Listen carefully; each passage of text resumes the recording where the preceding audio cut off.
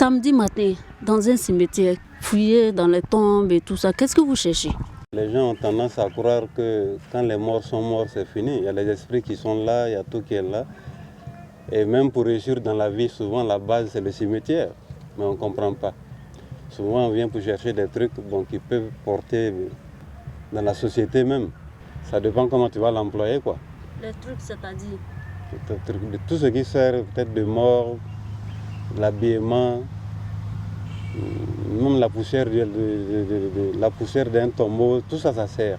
Les chenilles, tout ça. Mais souvent enlever les chenilles, c'est un peu difficile. Sinon, les chenilles, ça sert. Les chenilles, les préparations pour lancer des sorts, tout et tout, ça sert. Les chenilles qui sont sorties d'un corps humain, féminin comme masculin, tout ça, ça sert. Et il y a des gens pour acheter ça?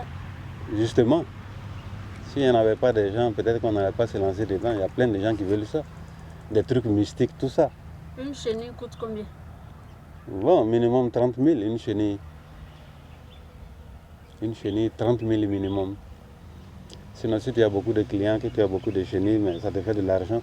Les mâchoires, les ossements, la chevelure, tout ça.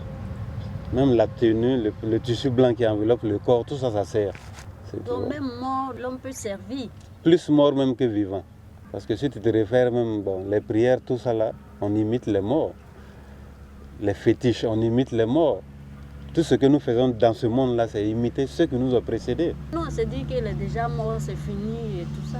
Non, l'esprit ne meurt jamais. Le corps, lui, il est le sable, il va retourner, mais l'esprit peut errer dans la tombe de ce dernier jusqu'à un bon moment. Ces éléments-là, c'est pour faire des travaux mystiques. Est-ce que ça marche? Bon, ça marche, c'est pourquoi souvent les gens qui sont un peu sataniques, les féticheurs, les sorciers, tout ça là, si tu n'es pas en contact des morts, ça ne peut pas marcher. Il faut avoir ce matériel-là que les morts qui ne vivent plus ont laissé, ou bien tu prends même les parties de ces corps-là pour que tu puisses être en transe, en communication directe avec ces diables, ces esprits, ces sorciers, tout ça. La salive. La salive, la langue, les organes, il y a tout ça là qui joue des rôles. Donc, pourquoi ne pas faire ça pour soi-même? Si tu fais ça pour toi-même, tu ne peux pas vivre de ça. Il faut maintenant faire ça pour les autres, le peu qu'ils te donnent, tu peux vivre de ça et puis t'en sortir. C'est comme un maçon, si tu construis pour toi, mais il faut construire pour les autres pour t'en sortir, c'est comme ça.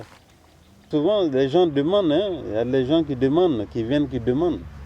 C'est les gens qui proposent, sinon tu ne peux pas venir de toi-même. Je veux ça, et tu es obligé de le faire. Mais pourquoi être obligé de le faire? Tu ne vis que de ça, si tu as appris que ça aussi, les trucs mystiques, tu peux être dans le domaine là. Parce que la connaissance dans la tradition, c'est deux côtés. Il y a un bon côté, il y a un mauvais côté. C'est-à-dire? C'est-à-dire le bon côté. Si tu prends ça pour soigner, pour protéger, pour guérir. Alors s'il y a un dernier qui est mort de telle maladie, peut-être que si tu as pu reconnaître sa tombe, sa sépulture, tu peux faire que personne ne meure de cette maladie. Mais maintenant, si tu veux employer ça, c'est une arme à double tranchant. D'un côté encore néfaste, tu peux faire du mal avec. Mais il faut être initié pour rentrer dans ce milieu-là, ou bien n'importe qui peut venir profaner. Non, n'importe qui ne peut pas. Il faut être vraiment initié. La bravoure, le courage, il y a tout ça. Voilà. Il faut être initié pour pouvoir profaner une tombe. Et là, l'initiation aussi, c'est tellement secret que là, vraiment, ça demande beaucoup de secrets. Par exemple, la salive d'un cadavre, ça peut servir à faire quoi? La salive d'un cadavre, ça c'est pour donner directement des crises épileptiques à des personnes qui jouent de leurs facultés.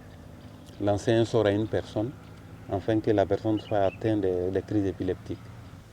Les chenilles, ça c'est pour lancer. Les chenilles se trouvent dans quoi? Dans la chair humaine et dans les plaies. Ça c'est pour te donner une plaie qui ne peut jamais guérir. Parce qu'à chaque fois, la plaie va s'infecter. Donc si tu vois qu'il y a dans une plaie, il y a une chenille, c'est que la plaie ne va pas guérir. Il faut tuer la chenille pour que la plaie guérisse. Donc les chenilles, c'est pour te lancer un sort que tu ne peux pas guérir. Même si ce n'est pas les plaies, d'une maladie que tu ne peux pas, même la radio ne peut pas détecter. C'est comme ça. Est-ce qu'on peut avoir d'autres exemples?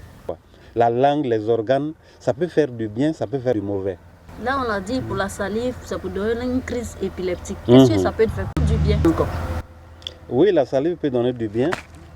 Si tu l'emploies, Ça, c'est pour que, au moins, que ce soit une autorité ou bien une personne qui est entourée de beaucoup de personnes. Et chaque fois quand tu parles, c'est bien écouté. On ne peut pas te discuter. Ça peut faire ça aussi. On ne te discute pas, quoi. Quand tu dis quelque chose, c'est ça.